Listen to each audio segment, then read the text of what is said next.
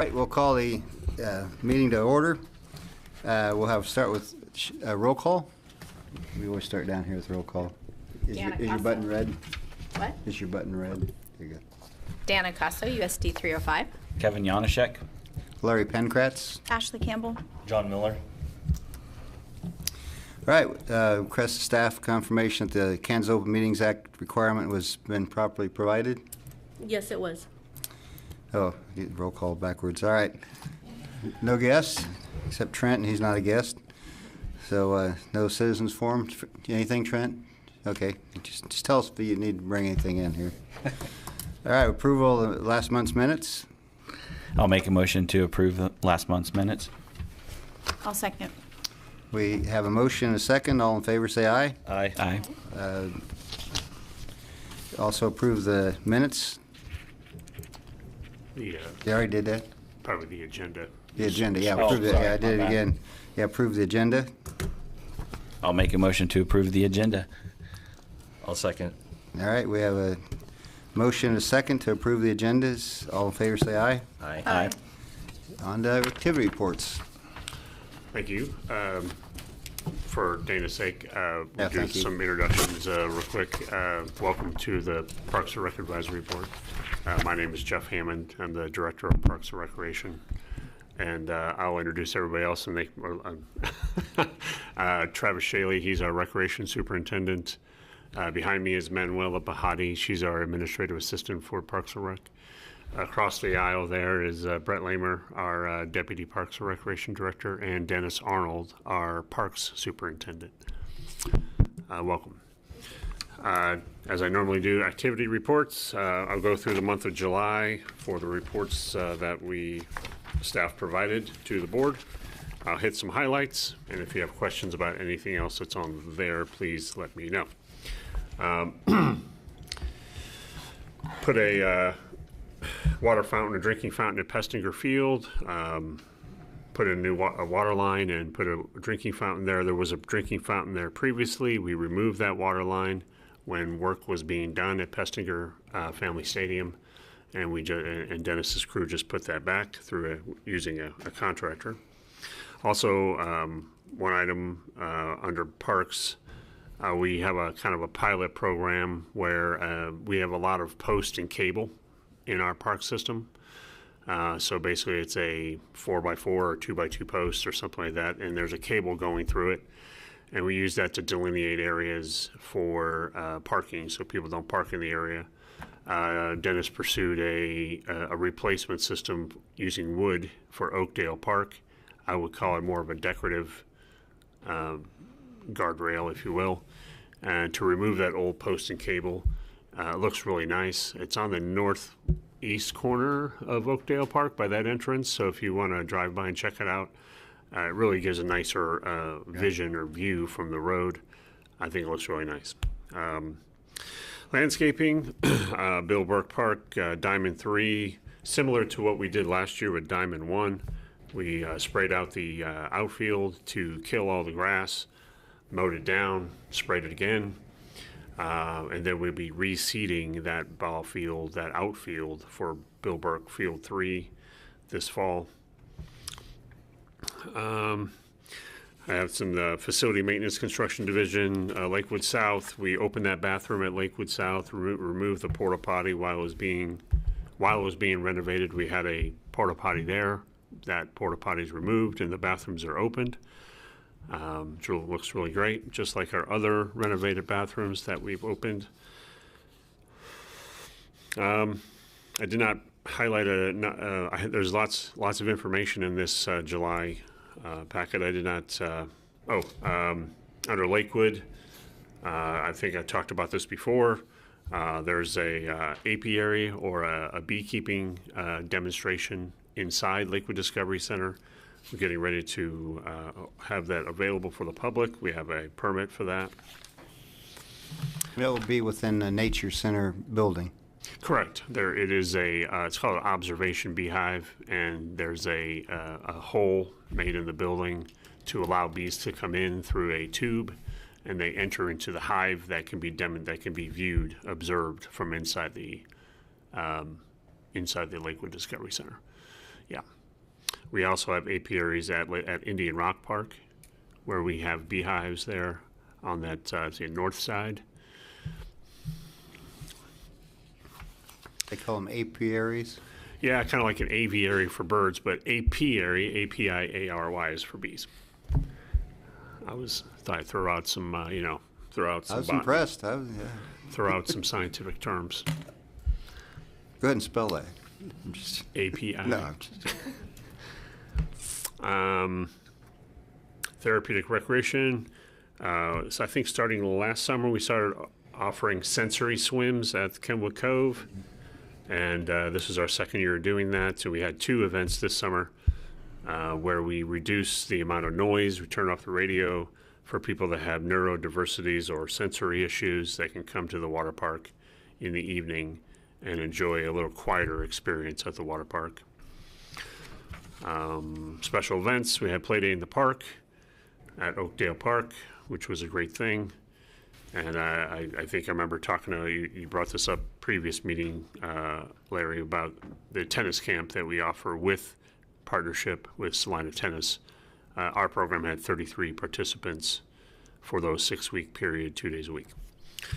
It's up to Travis if he wants to talk about Fieldhouse athletics accomplishments. Go for it.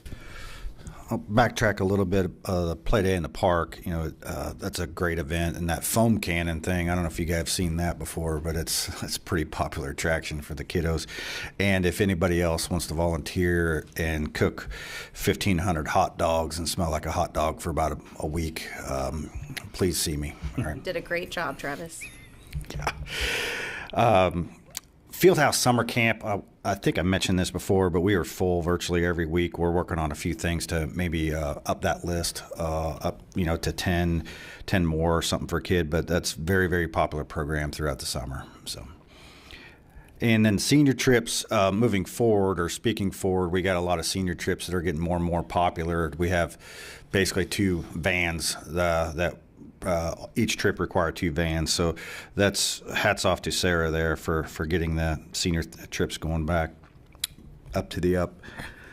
Fieldhouse, not going to complain. It slows down a little bit, but it's still pretty busy. We have a lot of things during the day with the summer camp, but the trend is for the youth at least they want to be done, by late June, early July, and that's the trend that I'm seeing with leagues. But we still do have some special events or tournaments going on in July. But really, our leagues start winding down during July. We did have 2 MAYB tournaments, 53 teams total there.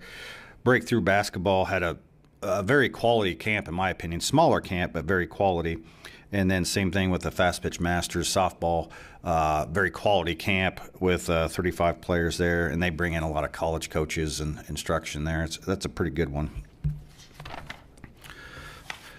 As, again, youth starts winding down a little bit, that gives a little leeway for the adults to recreate a little bit and play. Adult softball, never be the heyday it once was, but we're starting to see the numbers, come back for adult softball. We have 29 adult teams playing. We offered a late summer league. So basically when that youth baseball, softball starts winding down, then we introduce a late summer softball league, and that's been very good. As you can see, there's a picture included in your packet there. Kudos to Amy to do that. She just kind of sends out those types of things to promote our program and lets the people know what's going on.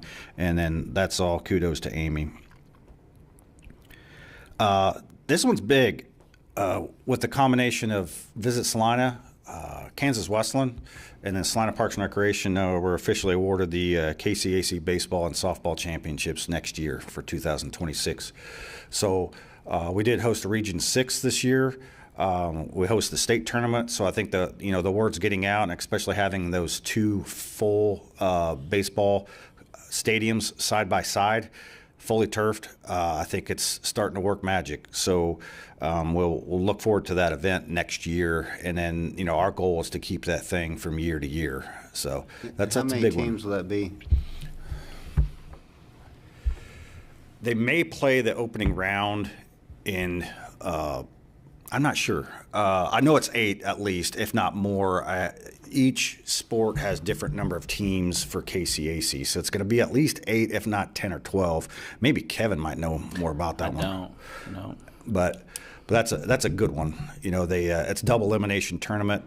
It was in Great Bend for a while, and then they moved it to Branson, and then just ran into a lot of rain and logistics problems. And then so we met with them, like all of us met with them, and they were very pleased. And as far as the facilities that we have and the amenities as well, we were talking the hotels and restaurants and that type of thing. So looking forward to that one. Is that nationwide? I mean, KCAC. KCAC is Kansas Conference, so you're ranging from York, Nebraska, all the way down to Oklahoma Westland, Ottawa, Bethany, Sterling, Friends, Tabor, and all those. Okay. Yeah. KW. Yeah. All right. So that's about a 3-day event, 3 to 4 day event, depending on rain and weather. Do they do that? Do they just award that 1 year at a time? That's all we've received notification of. I think they want to feel us out and see, you know. So it's possible we could get like a 3 or multiple year contract if it goes well this next spring. Right. Okay. That's what we're hoping for, and that's where Visit Salina really comes in and kind of creates a proposal for them. Okay. And we have those contracts with, say, like the homeschool national tournament. Acacia is kind of a year-to-year thing, but we do have those agreements in our works. So that's our goal, is to get that thing year-to-year. Outdoor events, you know, with things winding down, we did host a few. The prestigious one is the Kansas Grand Slam. We did host that at Dean Evans and Pestinger Family Stadiums, and that was a 3-day event, so that was a really good one. That's about all I got. I think to add on to what Travis talked about with the KCAC, I think another point in which they thought this was a good location, they can do softball and baseball. Softball was in Joplin. Yeah, like I mentioned, it was scattered all over the place. Baseball and softball were scattered all over. And then, thank you for mentioning that. We did tour the Salina South facility, obviously fully turfed, 2 side-by-side. Very impressive, very enticing to them to host both baseball and softball in the same town. And that was a big attraction to them. Yeah, I thought the economic impact that can come to Salina from those improvements, whether it be the school district or the city, was really it was a good example of how we capitalize on that. Yeah. Dan, I was going to mention this, nothing but open arms from the school district, too, because they did have some games already scheduled on the softball facility. They are moving them. We're cooperating with them to get existing games and practices scheduled elsewhere for that event to occur. So I just wanted you to know that. Finish out our activity reports. I have an item in here for the golf course about irrigation issues and relating to the pond. We have that irrigation pond that is along the Crawford corridor. We had some sediments build up on the intake structure that brings water in from that pond into the irrigation system. We had to get that cleaned up. We're also trying to do some algae mitigation. We added grass carp last year and this year. We also are putting some aerators in there and a fountain to get water movement and get some oxygen in there to try to control some of that algae growth, which led to that blocking of the intake structure of the sediment. We had a diver come in and clear that off for us. They said the sediment issue wasn't that bad, but it's something to keep on top of. So an irrigation system, does that go straight from the pond to irrigation? Correct. So that big tank that's inside that one hangar is not ever used? No. So that was like a big water tank at one time? It was, I believe, it's my understanding that it was used for irrigation at one time, not for many years, as to my understanding. A monster tank, yeah. Yeah, and we have some plans next year or the year after that to start renovating that or looking at making that space better, and one of those things is to remove that tank. Could use that as a swimming pool. Someone might want to cut it in half, and that's all I had from activity reports. But again, if you have any questions about anything, let me know. How's the Matson Field grass going? With the fire station going in, you can't see it anymore. We've looked at it. I looked at it the other day. Matson Field grass looks healthy. I didn't walk the field, but it looks from a distance, or at least from the chain link backstop, looks great. I believe there is a plan this fall with Dennis's crew to reseed that area, and then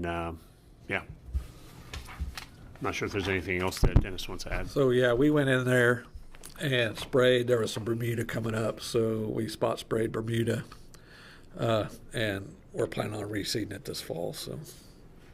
With the intent for next year, correct? Yes. Yeah. Okay. Yes. It looks like we're on course for that. Next spring is our goal. So it actually kind of worked out at the right time for the fire station to come in and not mess up your field. Right. Well, we made our plans before the fire station asked for the space to do their construction layout yard. Yeah. But it was mutually beneficial, yes. And then we are also, just because we're on the topic,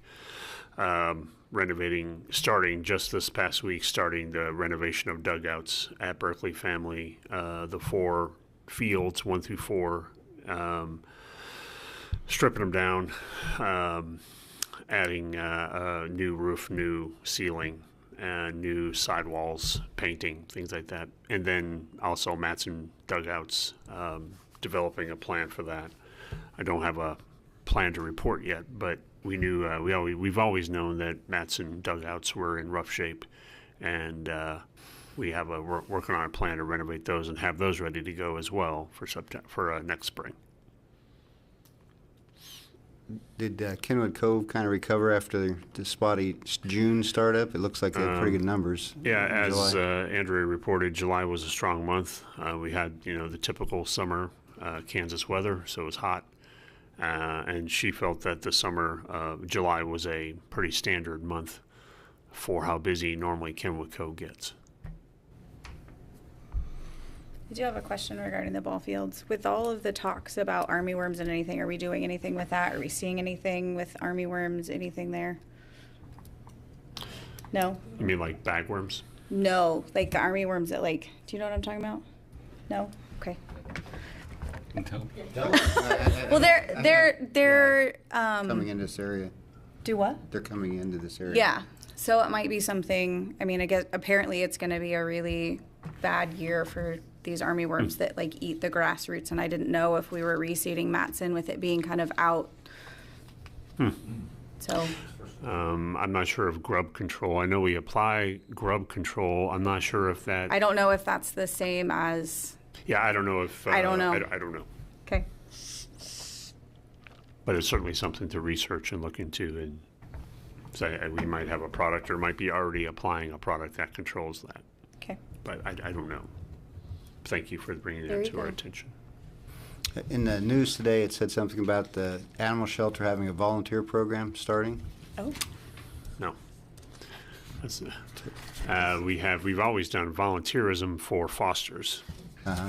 So we've always had a volunteer program relating to fostering, especially kittens, because we just have so many cats that need more assistance, especially when they don't have mamas and they need to be bottle fed. That was just fun. I think it was on Slant Post. I just saw something. The article was, basically said that we are entertaining or looking into the possibility of a volunteer program. Okay. That's the meat of the article. Yeah, I know. We don't have, like I said, we only volunteerism we do right now is fostering for cats. We're always looking for people that want to foster kitty cats. One more question. So is the logjam cleanup going to really affect Bill Burke as the fields at all? I mean, it's really not. It's really a whole different side, right? It got close when we had the flooding. It did get close to that Field 5 corner. Assuming we have no more flooding or nothing that would be that worse than we've already received, it wouldn't impact the fields. We do have some upcoming special events, Acacia High School track. And I had it under my report, cross country, cross country, thank you. Yeah. We do have a couple cross country events there, and then a few fall softball tournaments. And then we do shut down a couple of the fields just to spread out the wear. We try to manage that as we discussed. And then those have the fields that are open, you'll see practices on them this fall, which is great.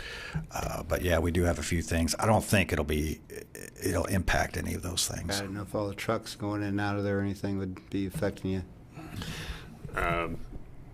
There is a plan. The city is working on getting a contractor under contract from an approval from the governing body. I don't have a date yet when that would start. I did have under my general announcements to talk about the log jam, so I was on my notes. So we're waiting for a date when they have a notice to proceed, and then we'll most likely be meeting on site to talk about it with the contractor to see really the details of what they're going to be, what they would impact, the scope of work and the location and the map that was provided at the time of the governing body approval of the contractor to clean up the log jam at Burke. Was really focused on the north end and the area approximately where the barricades are now. Mm-hmm. The barricades will be maintained. Dennis, we were just talking about that yesterday about the difficulty in maintaining the barricades, of how many people move them, but that'll be the product. So, but then trucks will need to get in and out of Burke using that far west road for in and out access to Burke to take debris out to take debris out and bring the trucks back. And the faster they can do that, the faster it'll be cleaned up, and the more efficient they can do that, the faster it'll go. There is a canoe down the bottom of that, by the way. That's what I've heard. Yeah, the first time I saw it, there's a canoe in there. Someone lost their canoe. Yeah, so you guys can get a In the canoe log out of it. jam? Yeah, in the log jam. Yeah, it's probably smashed a little bit by now. All right. I think any other activity reports? Unless there's other questions relating to the activity reports, I can answer. New business. Want to report out to the board. I've been talking about Jerry Ivey Park for the splash pad or any renovations at Jerry Ivey Park for quite a bit of time now. As I think I previously reported, we had been given direction to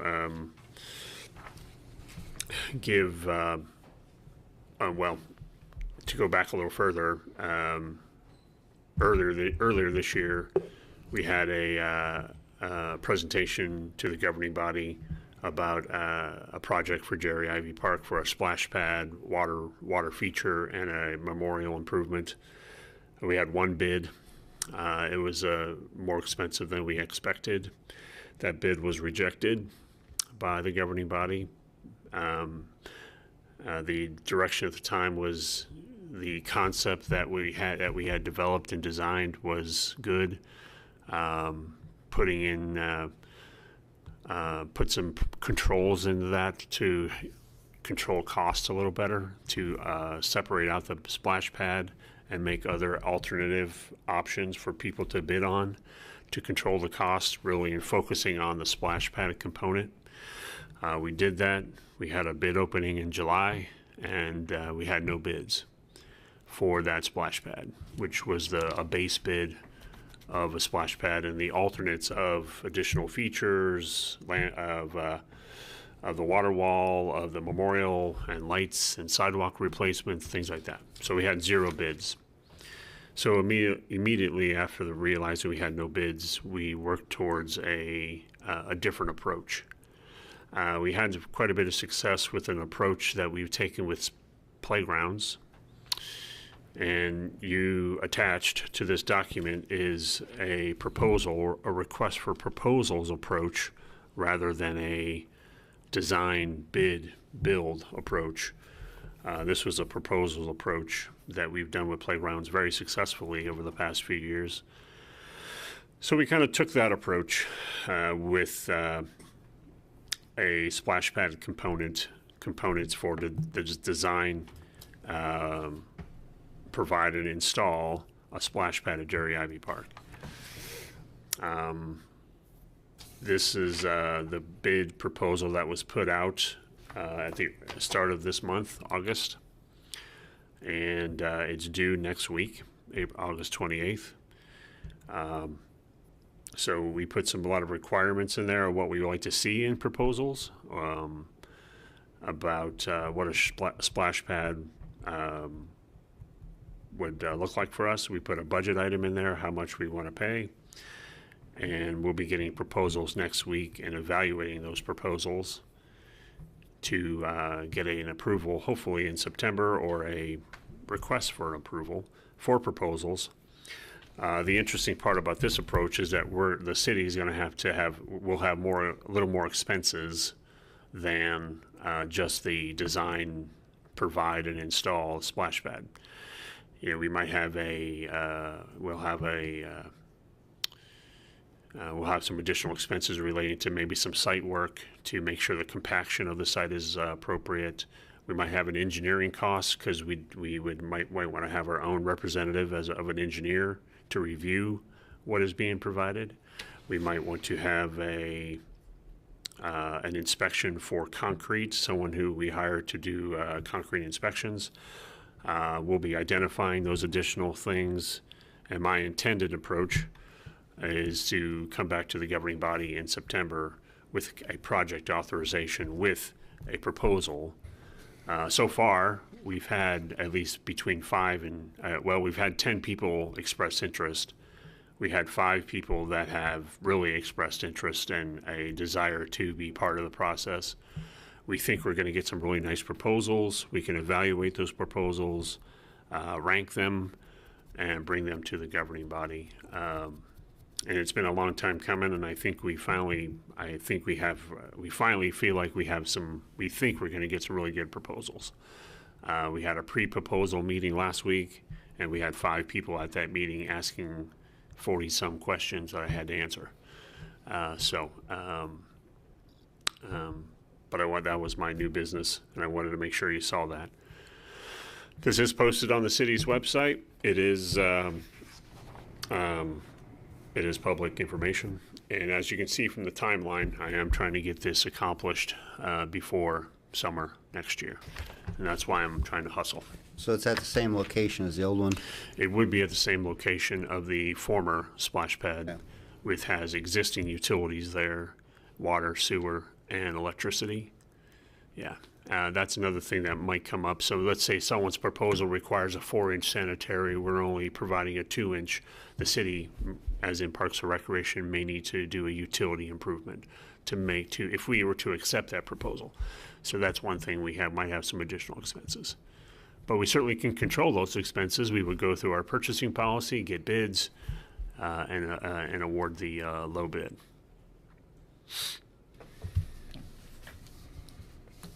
Any questions? Nope, sounds good. Okay, yeah, if you have questions, please let me know. And there's a map, yeah, that's the existing location in its current state. That was taken by staff, 2 weeks ago. So you can see there's gravel there. There's the utility locations. There's a light pole. So last item, or second item under new business, we spoke about this before. There was a batting cage at Pestinger Field, which we salvaged, we saved for future use. We are looking at in 2026 of using that batting cage, pitching tunnel structure at Bill Burke. Travis and his staff did some work to try to look at locations of where it should go or where it ideally could go, with a priority ranking of 1 through 5 of where he feels and his staff feels where that batting cage could go. I thought it prudent to have the board's input from these different options. of where it could go. And that's the stage we're at right now. We just picked a location. We don't know exactly, we have an idea of what is underground in those locations, but that's our next step after this meeting. But if you have any questions about that, and Travis might have a little more information about some of those options, about his analysis of choosing the right location. Each has some pros and cons. And so I didn't, and if Travis wants to talk about it in a little more detail, or you can ask questions, whatever you'd like to do. What's the size of a batting cage?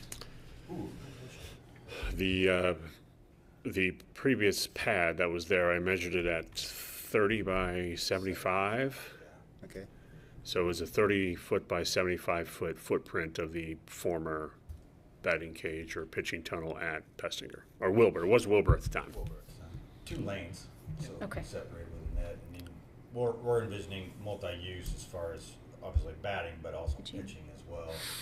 What we're finding out is you have some people out there that are taking up a whole field, but really they're just doing pitching drills or lessons. So we want to dual use those cages for batting and pitching. And if you think about, if we have a concrete slab with some type of coating, or not coating, but a surfacing on it, turf, we'd rather maintain that and replace that than and extend the life of these very expensive turf fields. Yeah. It made some sense to me to make sure it was at Burke and make it available. So now will there be a machine there also, or is it just pitching and hitting? If you look at option 1, that's the option staff is kind of recommending. And when you look at that, it's centrally located. It's pretty close to the parking lot. And when you think about the high schools and colleges that use it, Kansas Wesleyan is usually on 3, Central is on 4 and 5, Sacred Heart's on 6. You know, it's readily available for those organizations. It just had more of the pros. There's utilities in the neighborhood there. You know, from I think there's a scoreboard. It's pretty close. So there's utilities pretty close. It's got some infrastructure leading up to it. I think there would be some infrastructure, concrete, that type of thing needed around it, but it's got everything right there or pretty close. I think that's why option 1 was attractable to us, but we definitely want your feedback. All the rest of them are kind of warm up. Yeah, I liked number 8, to be honest with you. By field 8, I think it's option 4, Yeah. But it's right by the parking lot.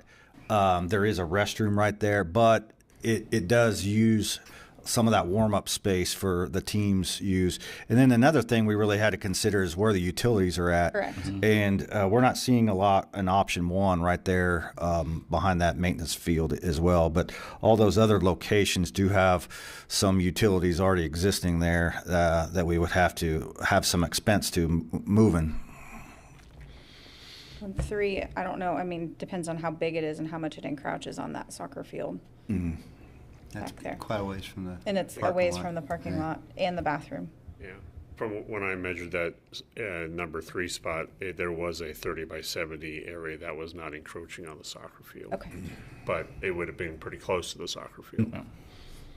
Yeah, I mean, the other thing that I think about when I go to tournaments is like kids and stuff climbing the nets, and obviously that's going to decrease the longevity of it. And where 1 is right there, and 4 somewhat, but where 1 is, there's a lot more traffic. We're going to have a lot more staff that's helping with the, going back and forth to kind of monitor that area too. Mm-hmm. Yeah. So if there's kids climbing and standing on the top of it, we can get them down. You can send them you can send them a playground just to the east of it. Yeah, the new playground's going to go. Mm-hmm. Mm-hmm. Yep. Yep. So are you just this update? Or? I don't know if I need a recommendation from the board, but if you feel compelled to do one, it's up to you. But I was just looking for your input and feedback. And I we'll, think 1 looks good. Yeah, I would agree. I would, 1. Okay. Dana says yeah. So I'm just learning today. Don't be shy about asking questions. Okay. all right, old business. As I previously reported, Lakewood restroom remodel is complete.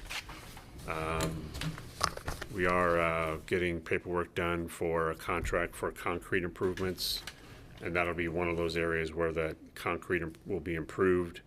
We'll have a 2-bay parking pad and a sidewalk that'll be right next to that bathroom. Right now, it's kind of a gravel lot that was never really intended to be a parking area, but became one. So we started adding gravel and things to there. So we're just going to bite the bullet and turn it into a parking area. But that is complete. Yeah, you hate to see a restroom burn up, but in the long run, it really looks nice. It does. Yeah. Who would have known 9 months ago it burnt?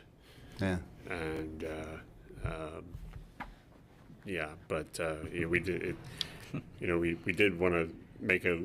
It didn't take us long to figure out that it was way more prudent to renovate what we had than trying to replace it with something, because it was. Plus, we had the insurance. We had a little bit of insurance money from the insurance claim, and we maximized that to our best ability, instead of paying $200,000 for a new structure, prefab structure that had some kind of storage component, because that's we felt it was the best interest of the city to renovate what we had. I mean, what's so nice is the finishes that you put on all the restrooms now are just really, I mean, just make for people who have avoided them. I think you actually get more people using them. Yeah, so. I agree. Project status updates. Sand volleyball at Jerry Ivey Park. I've said this a handful of times, but when the school district the city deeded land to the school district for the development of the tennis courts at Jerry Ivey Park, the basketball court stayed. They put in 8 new tennis complexes, but unfortunately, what was sacrificed was a sand volleyball court. So it was our intention from that point in time, now 2.5 years later, that we are putting that sand volleyball court back. The contractor is working steadily to get that done. There was a swimming pool there for a while because we had a lot of rain in July, and they had excavated the site for the sand volleyball court, and it held water really well.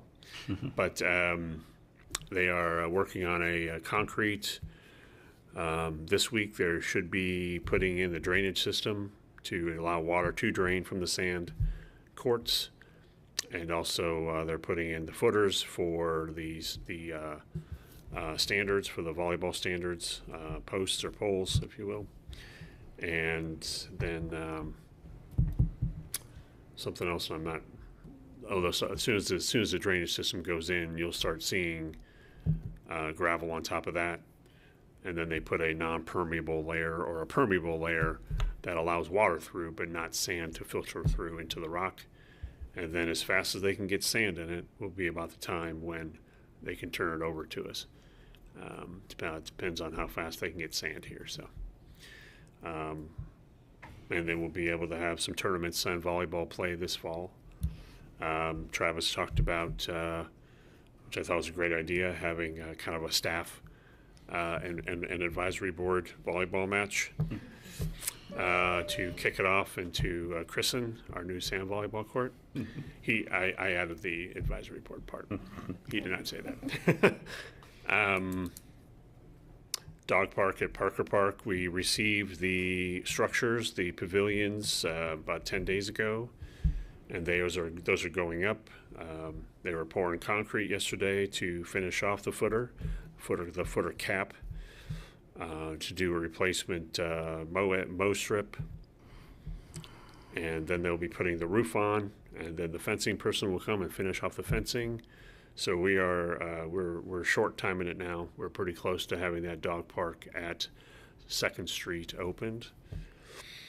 And then, as you recall, the plan is to close the dog park that's behind the animal shelter and allow that space for animal shelter use only. And that'll be our dog park, a community public dog park for that area. Barkley Park Dog Park improvements. Sorry, how I wrote that is funny. Sorry,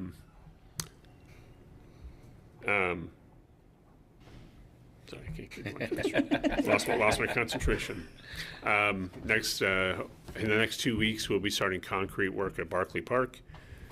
We have some concrete gathering places. We're extending the concrete pad as the entrance, making it bigger. We have new pavilions or additional pavilions on order. They're big, they're 20 by 12 in size. They'll be similar to the pavilions that you'll see at the dog park on 2nd Street, same company. And all 3 of those pads, sections of the dog park, you'll see a concrete addition, and you'll see in about 14 weeks, you'll start seeing those pavilions start going up. And then also we're adding a 4th overflow section to Barkley Dog Park. It'll be a smaller dog park. It won't be as big as the section of what you see now. It'll be a smaller one for overflow when it gets really busy there, and it does get busy there with dogs and gets jam-packed. And we'll be doing concrete there for a gathering area, and putting in a dog watering bowl, a dog bowl, and doing fencing there for that 4th section. So that's going to be starting here in the next few weeks, 2 weeks probably. And 9th Street median landscaping improvements. We were funded through the general fund to do the 9th Street median, and Parks and Rec is responsible for medians, islands around the city. That median on 9th Street, on the South 9th Street, is between 20 and 25 years old now. So Dennis's team and his landscaping team identified it many years ago, 2 years ago, as a potential renovation to refresh it, to go away from mulch and put in rock, and kind of modernize that landscaping look along the 9th Street median on the south end of town. And that goes from Otto, which is near the brown shoes there, all the way to Schilling. Past Schilling or to Schilling? Might be to Schilling. I don't know. Well, there's that sculpture that's south of Schilling. That's true. So it is part of that. There is part of that. Yeah. We are looking at 2 phases for that. This is phase 1, and they're just doing the end caps of that landscaping, whereas the middle is primarily grass and trees.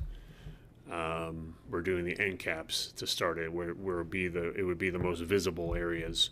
So when you're parked, you're looking at the areas that will be touched in there the next this fall with new landscaping material, rock instead of mulch, upgrade, and we'll make sure the irrigation system works well and things like that. So that's exciting to me.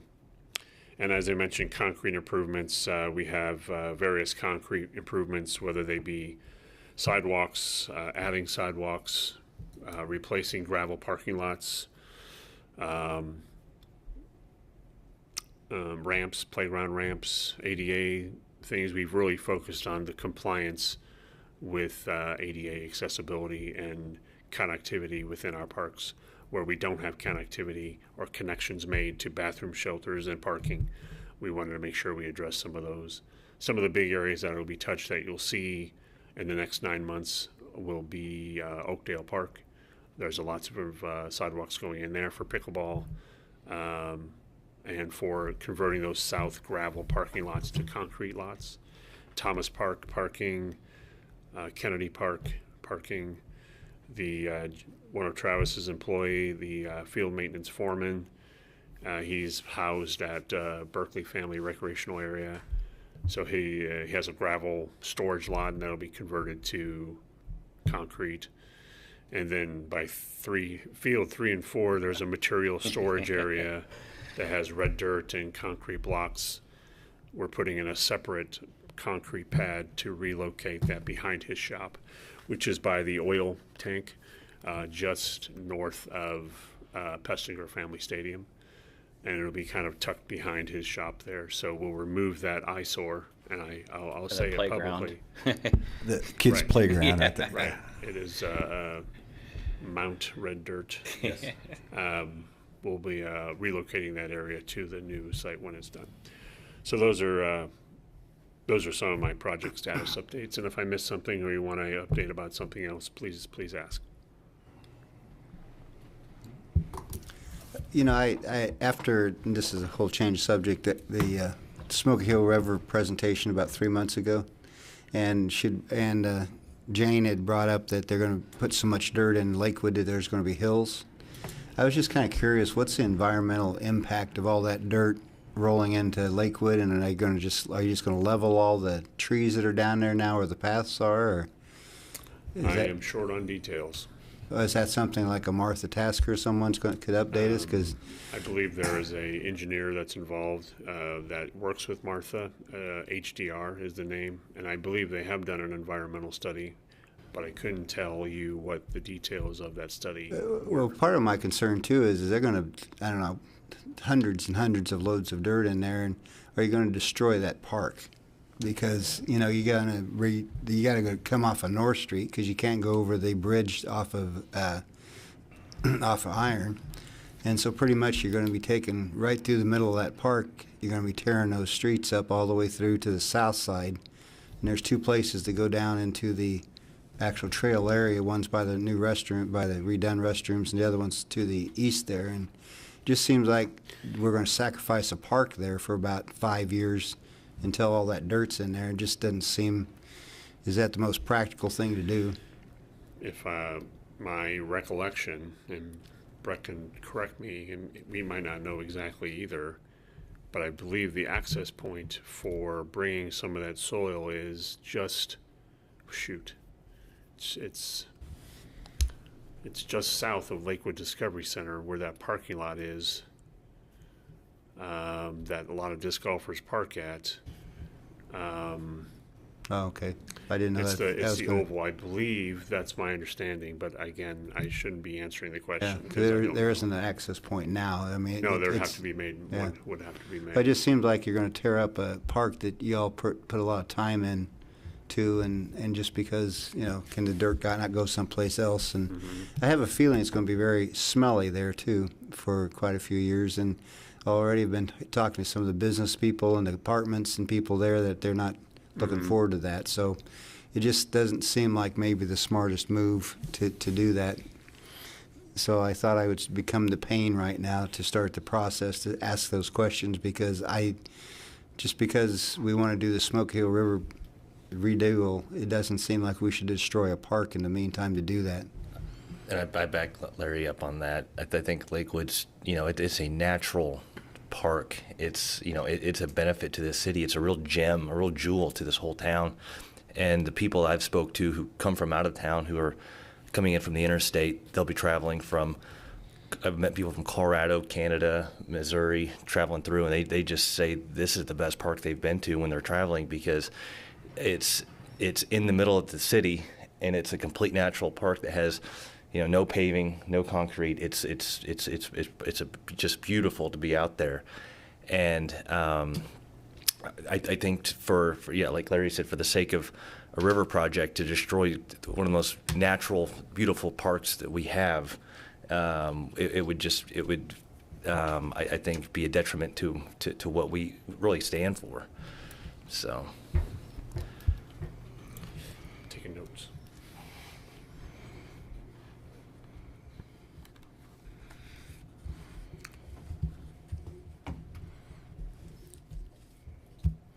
That's just what my 2 pence. Anybody else for the meeting?